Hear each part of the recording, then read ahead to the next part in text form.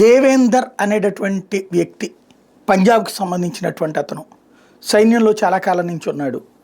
సైన్యం అంటే సరిహద్దులు కాపలా కాస్తుంది. ఆ కాపలా కాసేటటువంటి ప్రదేశంలో ఉన్న ప్రతి అణువణువు తెలుసు.